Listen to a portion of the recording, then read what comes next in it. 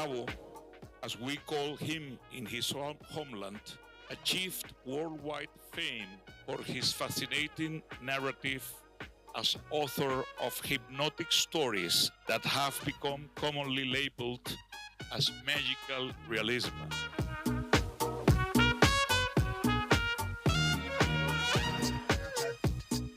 This is what Floodlight wants to do, to change the format, to change the interaction between the filmmakers and the journalists in order to do what we call fiction in the public interest. We have the stories, you have the megaphone. So we set up Floodlight to really help get these stories out and to amplify them on a global stage. And what we can bring is dedicated journalists. The idea is that we take the stories and put them on the agenda. And the way to do it is to connect to something emotionally and to either open it up to the widest possible audience in cinemas or on the platforms. Las series, el cine, el entretenimiento, al final, más allá de lo que creemos que es en una manera mucho más superficial, es una forma de validación social. And I think it was interesting both for us and for the journalists to kind of explain them what we are looking for in the stories and how to shape it in order to make transition from a journalist story into the film. And the sociological, the journalistic, the contemporary can lead us to places which, our own discourses, our own traditions, our own film history can't. And that's why I do these films, right? It's because the truth will take me places that genres never will.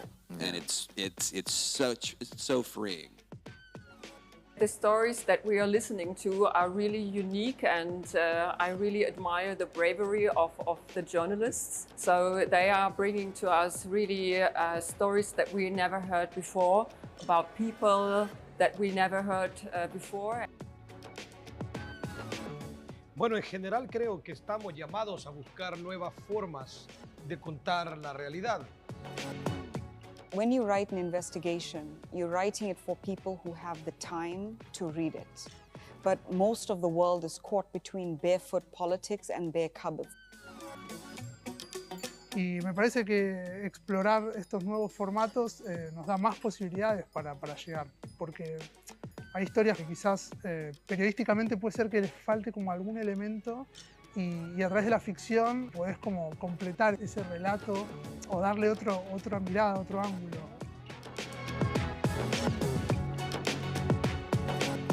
This is a pilot.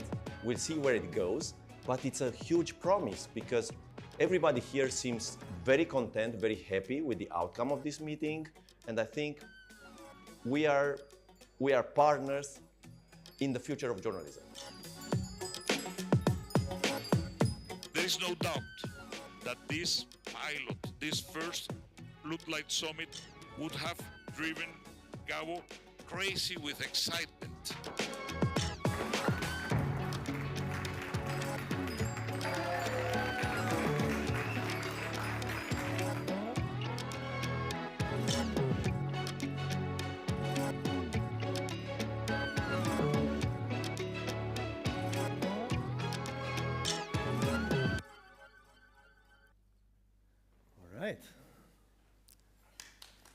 So this year is Floodlight, and thanks very much for coming. We'll make a very brief round of introductions right now. So Paul, if you will. Hi, I'm a filmmaker who is at this organization. I'm a screenwriter, and I've done a bunch of things, but most recently I did a show called Ozark in the US for Netflix. Hi, I'm Philippa Kowarsky, and I'm from the film and television industry. I've been around for a long time. I sold, produced, created, established, commissioned films. Maybe some of you have heard of The Act of Killing, The Gatekeepers, Collective, Flee, and I'm proud to have been the founding team of Floodlight. And I'm really honored to be in this company. I'm Paul Radu. I'm the co-founder of the Organized Crime and Corruption Reporting Project. We are hundreds of investigative reporters working together to uncover, to expose, obviously, crime and corruption around the world. And this was our big chance, to break into a new realm, to really go for something new. Because honestly, when you think about investigative reporting and when you get to meet investigative reporters, the best stories that you hear are not going to be the stories that they published, but the stories that you hear over a beer, over a coffee somewhere, over a glass of wine. Those are the really interesting stories.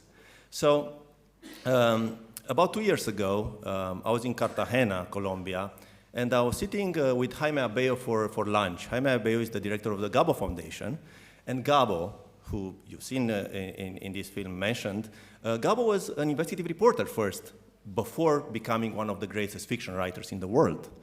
So we were thinking, what can we do for the investigative reporting industry? How can we amplify the message? I feel that we're doing such amazing work between OCCRP and ICIJ and all these small centers for investigative reporting all over the world, but our voice is not quite heard. So we were discussing this, and we came to the conclusion that some of it really needs to be turned into fiction, because it's fiction where you can publish the unpublished investigative reporting, and there are many reasons to not publish some stories. In the course of an investigation, you amass a lot of information, a wealth of data. Some of it, a percentage of that, you can exploit in the investigation that you publish.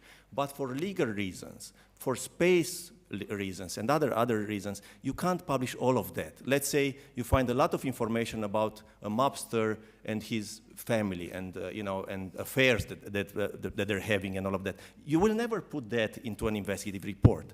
Now, that is information that is very useful to a filmmaker to build character, to actually go for that type of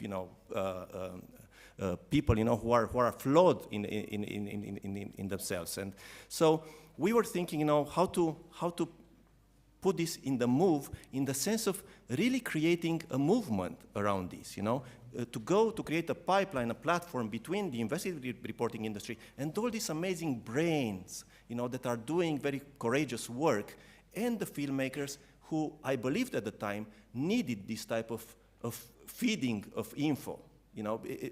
So we were kind of trying to shape up this pipeline in a sense that the investigative reporters would have direct contact with the filmmakers to be able to create great things. So I'll stop here, and I'll give the word to Philippa, please, to talk a bit more about Floodlight. Okay, so I was honored to be approached by OCCRP with this vision. It was so refreshing, to be honest. I wish he wasn't next to me so I could tell you what I really think of him. But it was so refreshing to meet him and Drew, his partner, and hear their authenticism about the world and their commitment to disclosing what's happening in this world. And yet, as hard and as successful as they are, and they were even nominated for Nobel Prize, right? With all that success, no one knows, no, very few people do know. So people do know, people do read The Guardian, people do read the New York Times, people read and listen to CNN that report stories that are investigated by OCCRP and their partners around the globe, but not enough people. Way more people have seen Spotlight, All the President's Men, way more people have seen She Said. And there was the challenge, how do we make more of these films and get it out there into the public? And so this was the mission. I was very fortunate to be able to bring on board a colleague and a friend, Alicia Weston, who worked with me on this project.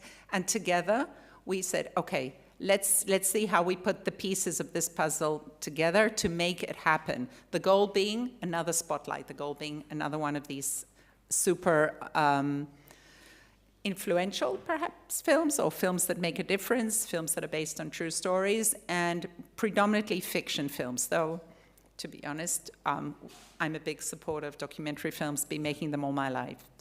So the plan was like this. Where? Cartagena. This is where Gabo's got their big, their foundation. This is where Gabriel García Márquez was from. There was inspiration there. No one was going to say no to go to Cartagena. And we had to think of what to do. So there were two missions. The one is to introduce the two industries. How are we going to do that in an interesting way? Well, OCCRP and Gabo put out a call, and that's to all of you, to submit investigations. We got approximately 350 investigations. That was way too much for me to read. And also, both Alicia and I couldn't evaluate investigations. That's not something we can do because we don't have the tools to do so. So OCCRP chose their top 60, and once we got a green light that these 60 are excellent investigations, we could choose from that shortlist. We chose 14. And these 14 investigations were from all over the globe, but predominantly Europe, Latin America, and there was some from Africa too. The goal, by the way, next year, we're happy to take investigations from all over. That's this year. Yes, sorry, yes. Year 2, yes, sorry, 2024. If anyone has got a great story from Asia, we're happy, we're interested. Anyways, we got these 14 investigations, all incredible, but to be honest, not everyone writes really well. Sorry, no offense, you're very good at investigating. Not everyone is so good at writing. So we had to help rewrite. We had to prepare the investigations so that they would be adaptable to ears like Paul's ears, because they were different. It's just a different terminology, different syntax, different semantics, just to get it, to fine-tune it. The 14, we worked on Zooms for 3 months with these 14 teams. Then the 14 teams flew out to Cartagena 2 days before the industry people came, and we worked with everyone for 2 days with professionals that are used to working with filmmakers. I have to say a good word for you guys. Wow, it was such a pleasure working with journalists, so serious, so diligent. We loved it. 2 days later, it was amazing. Am I short in time? Yes, sorry. Okay. 2 days later, how successful was that? Everyone was ready to pitch. And we had pitching sessions with 30 or so incredible filmmakers from around the world. We had writers, producers, directors that came from Hollywood, but also independents from Europe, independents from North America, and they too were taken by the magic of the journalists. Just to say, because we're short in time, we also had, and that was the idea, panels, discussions. It wasn't only the pitches and the one-on-one speed dating. We had, the idea was to perhaps start a movement, an understanding of something that's different. A lot of people in the room there who want to make a difference, who see the world in similar eyes, and the mix and matching of this, the two industries, is something that we'd like to capitalize on, build an infrastructure that can serve us long distance and long term. And we had the pleasure of having Paul with us in Cartagena. Right, Paul, what was your take from Cartagena, the biggest take?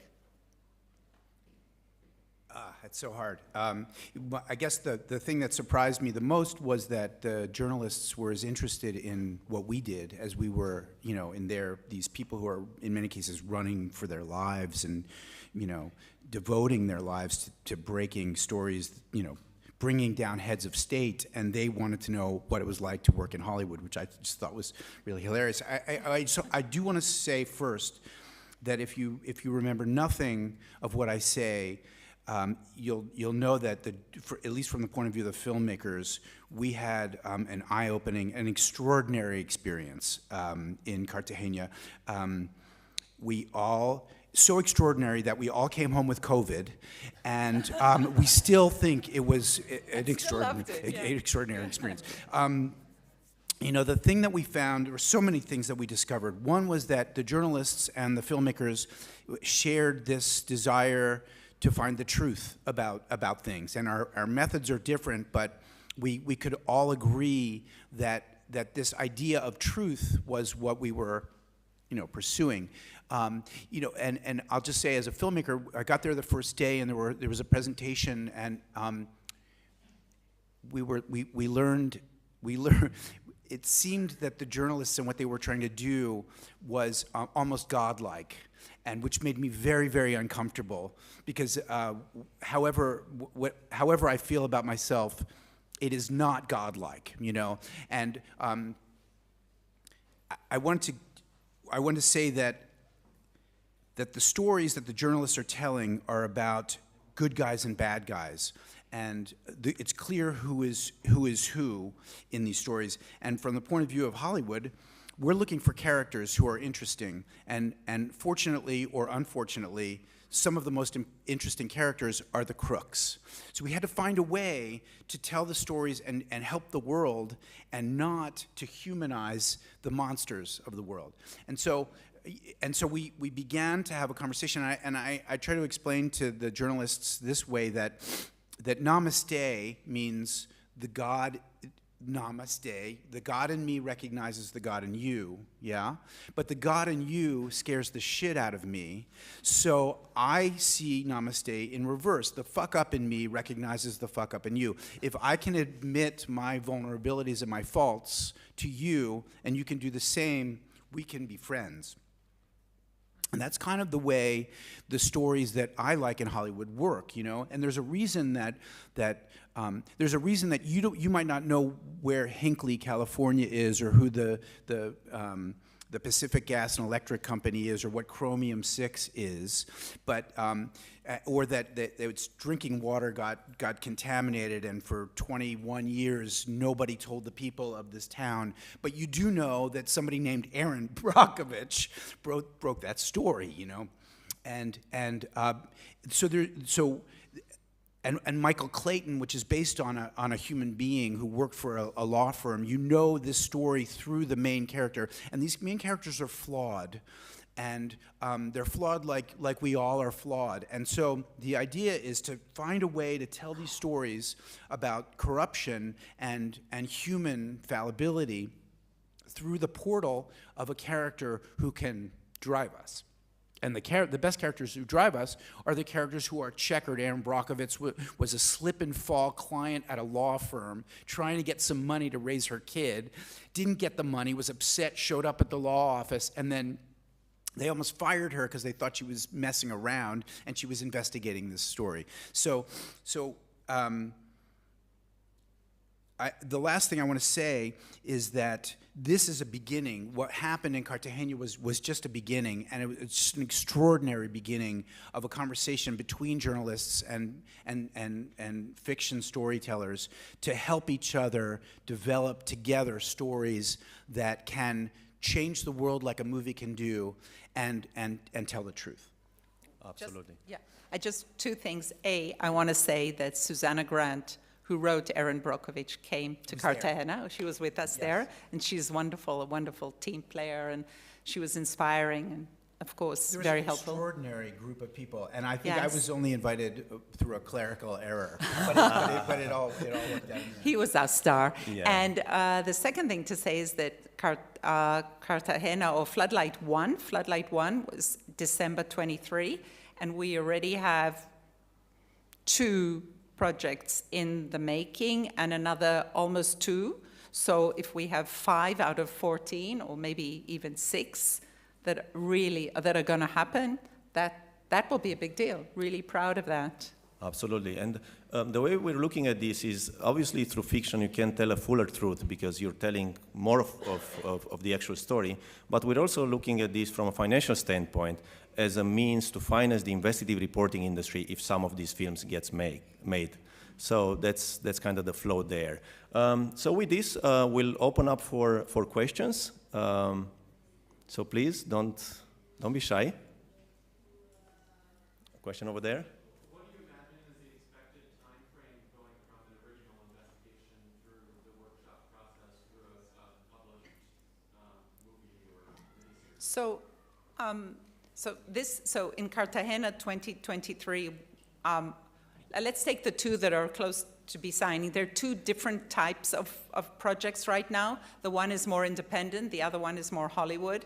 And it takes our business takes time. I mean, when the producer of Forrest Gump got on stage and she won the award at Hollywood in the Oscar, she said it took her 9 years. So let's hope it works faster. And we're all using all our contacts and connections to assist. OCCRP, Gabo, Floodlight are supporting with their legal, with incredible lawyers to expedite the deals. We're doing as much as we can to help get these stories out as fast as possible, but it's going to take a year at best, to get the stories out. But it's really fast from the moment from the Floodlight convention and summit to getting them out there into the world, into our industry. That's happening much faster than we thought. And just in terms of dynamic, the journalists keep the rights over the story. So even if they're OCCRP journalists, we give them the rights, you know. So, and they become consultants for these films. They get paid in the process. And if a final product gets made, which happens sometime, you know, then a cut of that final profit goes to Floodlight in order for Floodlight to continue. So that's kind of the process here. I could just say for me that that I'm one of 30 filmmakers, and there were 2 stories that I'm actively developing. So, you know, and then Hollywood or whomever, that process, you know, can take. So that's 2 plus 2 already. So we're there 4, and there's another. So yeah, a lot's happening. Yeah. We have a question here, and then one other question there. So what is more important, the investigative reporting or the story in the end? So for you, for example, how much would you change from the pitch from a journalist, and what would be the focus for you? This is such a hard question to answer, but it's a great question. I mean, the idea is to change as little as possible, but the truth is that what inspires a filmmaker or a screenwriter, it can be the tiniest detail, and I think it can throw the journalist as to what that detail is. At the same time, the journalists were completely open to that process. And the one thing that I did want to say is they're open to being influenced by that process in their own journalism. So it's more than just a movie and what the movie or the television show is based on. It's about what makes a story compelling, and the shared information that's just so exciting to everybody, you know. Yeah.